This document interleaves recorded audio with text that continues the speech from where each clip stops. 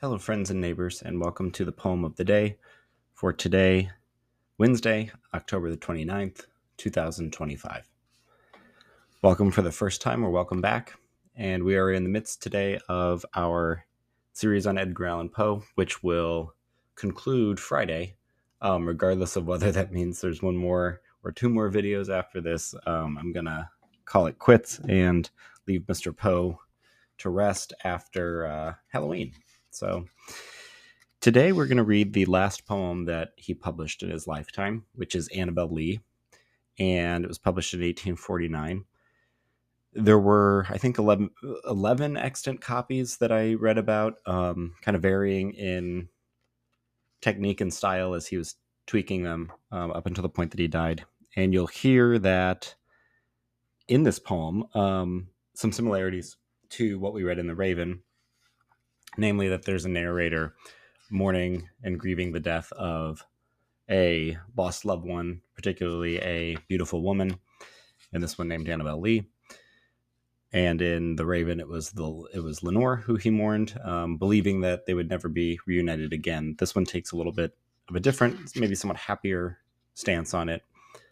As a biographical note, it's not clear to whom this poem was dedicated or written, who inspired it, who the Annabel Lee was, but many believed that it was his wife, and her name escapes me at the moment, I'm sorry, who was also his first cousin, whom he married when he was 27 and she was 13. Yeah. The less said about that, the better. But the other thing about this poem that I wanted to mention before was that it served sort of as an inspiration for Vladimir Nabokov's Lolita. In that novel, the narrator is sort of obsessed with Annabel Lee when they're younger, and I think an early working title of Lolita was "The Kingdom by the Sea," which you'll hear in the poem in a couple moments when I read it. So this is Annabel Lee, 1849, by Edgar Allan Poe. Just excuse me. It was many and many a year ago, in a kingdom by the sea, that a maiden lived whom you may know by the name of Annabel Lee. And this maiden, she lived with no other thought than to love and be loved by me. She was a child, and I was a child, in this kingdom by the sea. But we loved with a love that was more than love, I and my Annabel Lee, with a love that the winged seraphs of heaven coveted her and me. And this was the reason that, long ago, in this kingdom by the sea, a wind blew out of a cloud by night, chilling my Annabel Lee, so that her high-born kinsman came and bore her away from me to shut her up in a sepulchre in this kingdom by the sea. The angels, not half so happy in heaven when envying her and me, yes, that was the reason, as all men know, in this kingdom by the sea, that the wind came out of the cloud by night, chilling and killing my Annabel Lee. But our love, it was stronger by far than the love of those who were older than we, of many far wiser than we, and neither the angels in heaven above nor the demons down under the sea can ever dissever my soul from the soul of the beautiful Annabel Lee. For the moon never beams without bringing me dreams of the beautiful Annabel Lee, and the stars never rise, but I see the bright eyes of the beautiful Annabel Lee. And so all the night tide, I lie down by the side of my darling, my life, and my bride, in her sepulchre there by the sea, in her tomb by the side of the sea. Okay, this is another poem by Poe that, like I said, is going to explore the grief expressed by a male lover who for his deceased beautiful female love. Some of the things that you might have noticed if you've been following in this series that are consistent with other aspects of Poe's poetry that we've read is a lot of em dashes and parentheticals, a lot of these sort of interruptions in between lines, and also repetitions. He loved these repetitions. It seems to me that he thought that they gave the poems a kind of musical quality or a sonic quality of rhythm. And you can hear within these repetitions that are here in order to have a end rhyme that Poe's striving for a ballad. And by all accounts, he did consider it to be a ballad, although technically it's not a ballad. Ballads are supposed to be verse set to music, so that's what he's going for with the rhythm and the rhyme of the poem. But there's an inconsistency within the sequencing of the end rhyme, and there's an inconsistency in terms of the length of the stanzas that actually kind of force it outside of the ballad form. And it's unclear to me upon reading this just a few times if that's that Poe was using the ballad form and attempting to break and expand it in order to say something, or if it was just, as I fear with some earlier poems that we've discussed on here, that perhaps it just got out of his control a little bit. So there's a narrative in here, a story about the speaker looking back upon their life and loving this woman since they were children. That's at the beginning of the second stanza.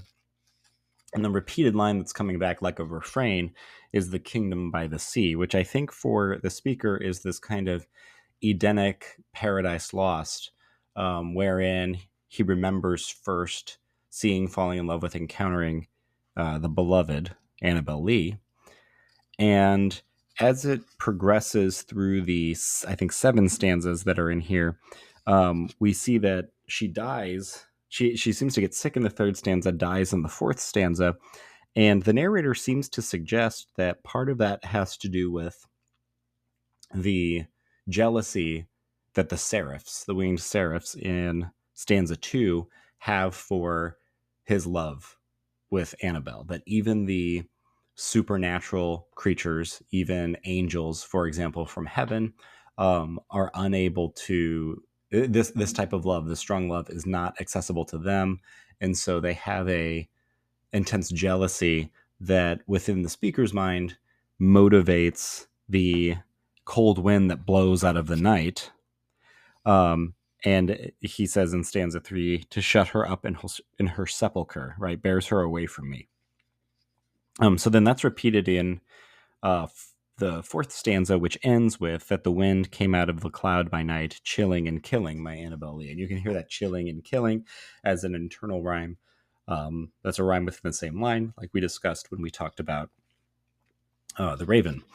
Then in the second part, well, I should say maybe the third part of the last part of the poem, there's uses of anaphora as Annabel Lee has died, and the speaker is sort of making utterances of devotion to her, almost like a eulogy. He says, our love, it is stronger by far than the love, and then here's where we have lines, of those who are older than we, of many far wiser than we, and then a little bit later he says, of the beautiful Annabel Lee. And that line's repeated twice in the next stanza, along with the of my darling. So that's the anaphora at the beginning, where he's beginning the lines in close succession with the same phrase. And then we're seeing that again with the last 2 lines of the poem, which do end in a couplet. There's actually kind of 2 couplets together. We get, and so all the night tide I lie by my side. So again, an internal rhyme there. Of my darling, my life and my bride. In her sepulchre there by the sea, in her tomb by the side of the sea. Not only are those last 2 lines a couplet, but they're also a rephrasing. Sepulchre and tomb are synonymous, and then there by and by the side are essentially rephrasings. And so I think what he's doing with the repetitions and the rephrasings in here is, again, striving for that ballad form,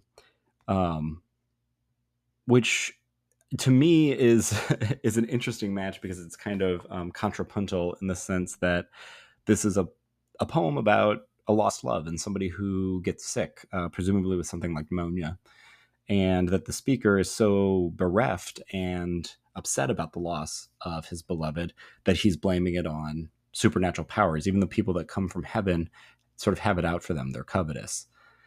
And this is being depicted through a form, an attempted form that is more traditional, is sort of more folksy, and within the sound of it, again, has that kind of collective kind of galloping sound.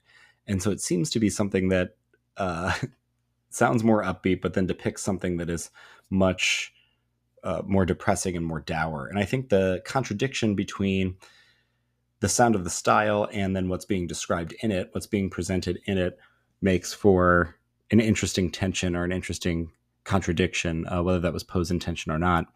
It makes us think of, there are myriad other songs, for example, that are closer to our contemporary moment that do something similar. One that always really disturbed me was the song Pumped Up Kicks by Foster the People, where it's very upbeat and it's pretty catchy. It's a radio tune, and then as you listen to it, you realize that it alludes to like a child doing a school shooting. And there's a couple ways I think that you could interpret that, and one might be that this is kind of an irresponsible thing to do as an artist, but another one then is to show just kind of how ordinary and inane and overlooked a lot of these things are within our culture, that we just kind of have this move on mentality. That's about that song in particular, but I'm wondering if Poe is using the ballad form in a similar way here, in order to suggest that, what might be perhaps a mythical folksy song for someone bears within it a grain of truth that is a deep and solemn, depressing reality for an individual who wrote it, or that perhaps the individual that's writing it is trying to transform their experience of despair into something that is kind of a higher level of an art piece, to immortalize it within that art object. I'm not sure, honestly. But those were just some thoughts I had about the way in which the form, in this case, doesn't complement the structure, but in this case, complicates and contradicts the structure. That's all I'll say about Annabel Lee for today. This is a pretty famous poem, so many of you might have read it before. And if so, if you have other things that you would like to point out, I'd be really happy to read about those and hear about those.